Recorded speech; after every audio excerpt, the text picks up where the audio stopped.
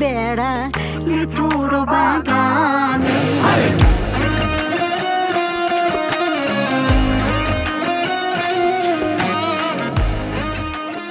পড়াশোনা শেষ করলে রান্নাঘর আর সংসারের ভেতরেই বাকি জীবন, এটাই যেন এখনো বহু নারীর বাস্তবতা। কিন্তু সেই ছকের বাহিরে এসে এক সাহসী ভিন্ন পথ বেছে নিয়েছেন ঢাকার গুলশানের মেয়ে নিশাত আঞ্জুম। ছোটবেলা থেকে বইয়ের পাতায় ডুবে থাকা নিশাত পাড়ি জমিয়েছিলেন লন্ডনে উচ্চশিক্ষার জন্য। সেখানেই নিজের ভেতরে এক অন্য সত্তাকে খুঁজে পান গিটারিস্ট নিশাত। তবে প্রথম দিকে পরিবার এবং সমাজ দুই দিক থেকে এসেছিল বাধা। মেয়ে হয়ে গিটার বাজাবে, মিউজিক আবার পেশা হয় নাকি, এমন কথাও শুনতে হয়েছিল তাকে। তবুও দমে যাননি। হাতের গিটার আর মনের সাহস নিয়ে একাই লড়ে গেছেন নিজের জায়গা তৈরি করতে। আজ নিশাত সফল, মনের কষ্ট দূর হয় তার গিটারের সুরে। লন্ডনে পড়াশোনা শেষে দেশে ফিরে নতুন করে শুরু করেন গানের যাত্রা। ইউটিউব, ফেসবুকে পোস্ট করতে থাকেন নিজের গিটার পারফরম্যান্স। ধীরে ধীরে জমে ওঠে জনপ্রিয়তা। শুধু তাই নয়, তার গিটারের ছোঁয়ায় প্রাণ ফিরে পায় রবীন্দ্রসঙ্গীত, লোকসঙ্গীত কিংবা ওয়েস্টার্ন টিউন সবকিছুতেই। এভাবেই একটি অচেনা নাম হয়ে ওঠেন সামাজিক যোগাযোগ মাধ্যমে পরিচিত মুখ।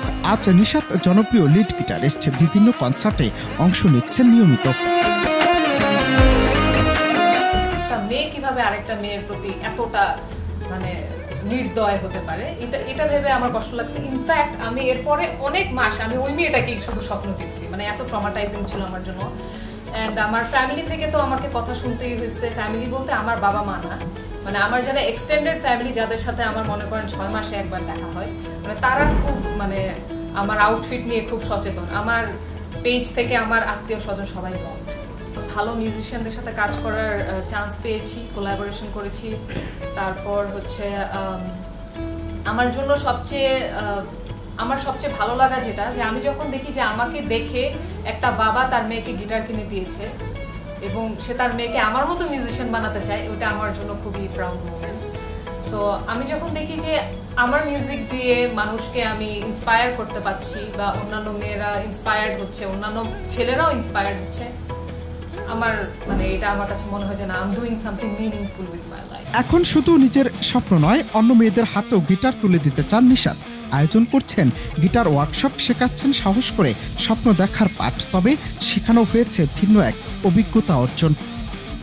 কেন মিউজিশিয়ান হবে বা কেন গিটারিস্ট হবে, আমি মেয়েদেরকে যদি বলতে চাই, ছেলেদের থেকে মেয়েদের এটাকে মিউজিশিয়ান হিসেবে ক্যারিয়ার নেওয়াটা আরো ইজিয়ার। কারণ কি, ছেলেদের উপর অনেক ধরনের রেসপন্সিবিলিটি থাকে, ফ্যামিলি রেসপন্সিবিলিটিস থাকে, বউ চালানোর রেসপন্সিবিলিটি থাকে, বাচ্চা কাচ্চার খরচ চালানোর রেসপন্সিবিলিটি থাকে। সো তাদেরকে জব করতে হয়, বিজনেসে অনেক টাইম দিতে হয়। বাট মেয়েরা যদি এটাকে ক্যারিয়ার হিসেবে নিতে চায়, আমার কাছে মনে হয় যে এটা বাইরে দৌড়াদৌড়ি করতে হবে না, বাসায় বসে প্র্যাকটিস করতে পারবে। এটা আরো safer as a career option. Social মিডিয়ার যুগ, এখন হচ্ছে তার কন্টেন্ট মনিটাইজ করার অনেক ধরনের অপরচুনিটি আছে, যেটা আগে ছিল না। তো সে বাসায় বসে ইনকাম করতে পারছে। হয়তো সত্যিই তাই যে রাধে সে চুলো বাঁধে, কিন্তু আজকে নিশাত প্রমাণ করে দিয়েছেন সে গানও বাঁধে, আবার বাঁধন ছাড়ার সাহসও রাখে। নিশাত আঞ্জুমের গল্পটি শুধু একজন গিটারিস্ট হওয়ার নয়, বরং সমাজের বাধা ধরা নিয়ম ভেঙে নিজের স্বপ্নকে আঁকড়ে ধরার এক অনুপ্রেরণার নাম। যেখানে নারীদের সাফল্যের পরিমাণ এখনও রান্না সংসারে সীমাবদ্ধ, সেখানে নিশাত দেখিয়ে দিয়েছেন মেয়ে হয়ে কিভাবে গিটার তোলা এক ধরনের বিপ্লব হতে পারে। প্রতিকূলতার মুখেও যিনি দমে যাননি, যিনি প্রমাণ করেছেন সাহস আর স্বপ্ন থাকলে শেকড় পেরিয়ে আকাশ ছোঁয়াও অসম্ভব কিছু নয়। অনন্ত হাসান মাসুদ, বাংলা টিভি, ঢাকা।